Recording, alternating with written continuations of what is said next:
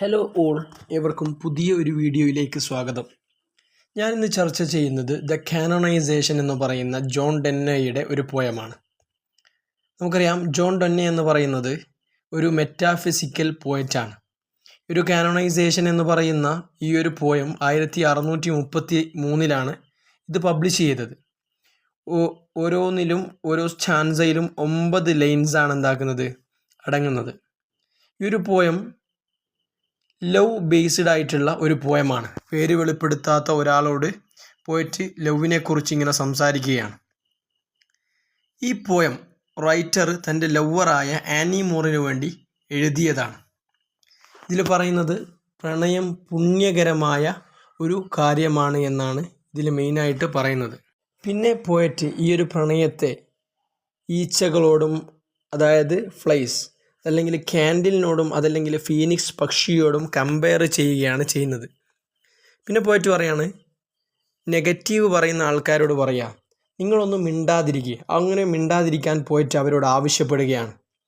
പിന്നെ പോയിട്ട് പറയുക, എൻ്റെ നരച്ച മുടിയെപ്പറ്റി അതല്ലെങ്കിൽ എൻ്റെ ശാരീരികപരമായ രോഗത്തിനെപ്പറ്റി നിങ്ങൾ കുറ്റം പറഞ്ഞോളൂ, എന്നാലും എൻ്റെ പ്രണയത്തെക്കുറിച്ച് നിങ്ങൾ ഒരക്ഷരം പോലും പറയണ്ട.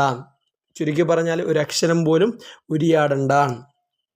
പിന്നെ ഈ ഒരു കുറ്റം പറയുന്ന ടൈമിൽ നിങ്ങൾക്ക് നിങ്ങളെ സാമ്പത്തിക നിലയും അതല്ലെങ്കിൽ ബുദ്ധി സാമർഥ്യവും നിങ്ങൾക്ക് ഇൻക്രീസ് ചെയ്യാൻ സാധിക്കും എന്നാണ് പോയിട്ട് പറയുന്നത്. ആ ഒരു ബുദ്ധി സാമർഥ്യവും സാമ്പത്തിക നിലയും വർദ്ധിപ്പിക്കാൻ വേണ്ടി നിങ്ങൾ ശ്രമിച്ചോളൂ എന്ന്. പിന്നെ പറയാണ്, നിങ്ങൾ കിങ്ങിൻ്റെ കൊട്ടാരത്തിൽ അതല്ലെങ്കിൽ അവിടെയോ മറ്റോ ജോലി നേടുന്നതിന് വേണ്ടി ഈ ഒരു സമയത്തെ, ഈ ഒരു പ്രണയത്തെ കുറ്റം പറയുന്ന സമയത്തെ നിങ്ങൾ അവിടെയൊക്കെ രാജാവിൻ്റെ കൊട്ടാരത്തിൽ ജോലി നേടുന്നതിന് വേണ്ടിയൊക്കെ നിങ്ങൾ ഈ ഒരു സമയത്തെ പ്രയോജനപ്പെടുത്തൂ എന്നും പോയിട്ട് പറയുന്നുണ്ട്. ഈ ഒരു സ്റ്റാൻസയുടെ അവസാനത്തിൽ പോയിട്ട് പറയാണ്, എൻ്റെ ലവിൽ നിങ്ങൾ ഡിസ്റ്റർബൻസ് ആക്കല്ലേ. നിങ്ങൾ വേറെ എന്ത് വേണേലും നിങ്ങൾ ചെയ്തോ, പക്ഷെങ്കിൽ എൻ്റെ ലവിൽ നിങ്ങൾ എന്താക്കണ്ട, ഡിസ്റ്റർബൻസ് ചെയ്യണ്ട എന്ന് പോയിട്ട് ഈ ഒരു സ്റ്റാൻസയുടെ അവസാനത്തിൽ പറയുന്നുണ്ട്. സെക്കൻഡ് സ്റ്റാൻസയിൽ പോയിട്ട് പറയാണ്, എൻ്റെ പ്രണയം മൂലം ആർക്കും ഡിസ്റ്റർബൻസ് ഒന്നും ഉണ്ടായിട്ടില്ല. എൻ്റെ കണ്ണുനീരിൽ വെള്ളപ്പൊക്കം ഉണ്ടായിട്ടില്ല. എൻ്റെ ശ്വാസം ഒരു ഷിപ്പിനെ പോലും മുക്കിയിട്ടില്ല, അതല്ലെങ്കിൽ ഒരു ഷിപ്പ് പോലും മുങ്ങിയിട്ടില്ല.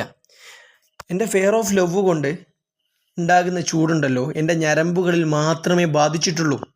ആ ഒരു ചൂട് പ്ലാഗ് രോഗം ഉണ്ടാക്കില്ല. അതുകൊണ്ട് ആരും മരിക്കുകയില്ല. ആ ഒരു ചൂട്, ഫെയർ ഓഫ് ലവിൻ്റെ ചൂട് എൻ്റെ ഞരമ്പുകളിൽ മാത്രമേ ബാധിച്ചിട്ടുള്ളൂ. ആ ഒരു ചൂട് പ്ലാഗ് രോഗം ഉണ്ടാക്കൂല എന്നും അതുകൊണ്ട് ആരും മരിക്കൂല എന്നും പോയിട്ട് പറയാണ്. ഈ ഒരു ലോകത്ത് ഒരു മാറ്റവും എൻ്റെ പ്രണയം കൊണ്ട് ഉണ്ടാവില്ല എന്നാണ് പോയിട്ട് പറയുന്നത്.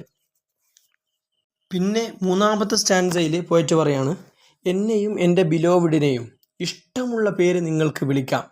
ഞങ്ങളെന്നും പരസ്പരം ചുറ്റിപ്പറക്കുന്നു. നേരത്തെ ഈച്ചയെ കമ്പയർ ചെയ്തു. ആ ഈച്ചയെ പോലെ ഞങ്ങൾ പരസ്പരം ചുറ്റിപ്പറക്കുന്നു. അതല്ലെങ്കിൽ മെഴുകുതിരിയെപ്പോലെ പരസ്പരം ഉരുകിത്തീരുന്നു. അതല്ലെങ്കിൽ നേരത്തെ പറഞ്ഞു ഫീനിക്സ് പക്ഷി. ആ ഒരു ഫീനിക്സ് പക്ഷി തൻ്റെ ചാരത്തിൽ നിന്നും ജനിച്ചു വരും പോലെ ഞങ്ങളുടെ പ്രണയവും തിരിച്ചു വരും. പിന്നെ പോയിട്ട് പറയാണ്, ഞങ്ങൾ രണ്ടാൾക്കും രണ്ട് ഹൃദയമാണ്, രണ്ട് സ്നേഹമാണ്. രണ്ടാൾക്കും രണ്ട് സ്നേഹമാണ്, രണ്ട് ഡിഫറെൻറ്റ് ടൈപ്പ് ഓഫ് സ്നേഹമാണ്. ഒരു ബോയ് ഒരു ഗേൾ തമ്മിലുള്ള ആ ഒരു പ്രണയം, പക്ഷെങ്കിൽ ഞങ്ങളുടെ ആത്മാവ് അത് ഒന്നാണ് എന്നാണ് ഈ ഒരു പോയിട്ട് മൂന്നാമത്തെ സ്റ്റാൻസയിലൂടെ പറയുന്നത്. പിന്നെ പോയിട്ട് നാലാമത്തെ സ്റ്റാൻസയിൽ പറയുകയാണ്, പ്രണയം ഞങ്ങളെ ഒരിക്കലും മരണമില്ലാത്ത നിലയിലേക്ക് എത്തിക്കുകയില്ല എന്നും ഞാൻ എഴുതുന്ന ഈ ഒരു കവിതയിലൂടെ അത് സാധ്യമാകുമെന്നും പോയിട്ട് പറയാണ്. അവളെ നാളത്തെ തലമുറ ഓർക്കാൻ കല്ലറയിൽ ഇപ്പോൾ ശവക്കല്ലറയിൽ കൊത്തിവെച്ചില്ലെങ്കിലും ഈ ഒരു കവിതയിലൂടെ അവർ ഞങ്ങളെ ഓർമ്മിക്കുമെന്ന് ഈ ഒരു പോയിട്ട് എന്താക്കുകയാണ്, ഈ ഒരു കവിതയിലൂടെ പറയുകയാണ്. അവസാനത്തെ സ്റ്റാൻസയായ അഞ്ചാമത്തെ സ്റ്റാൻസയിൽ പറയുന്നത്, ഒരാളെ ലോകം മറ്റേയാൾ ആണെന്നും അതല്ലെങ്കിൽ ഒരാൾ കാണുന്ന കാഴ്ച മറ്റേയാളും കാണുന്നു. അതായത് ഞാനിപ്പോൾ എൻ്റെ പ്രണയിനിയിലൂടെയാണ് ഈ ഒരു ലോകത്തെ കാണുന്നത്, ആ രീതിയിൽ.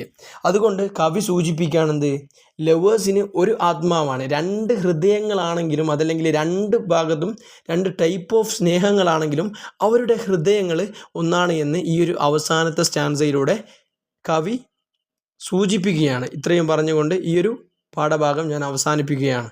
Thank you all.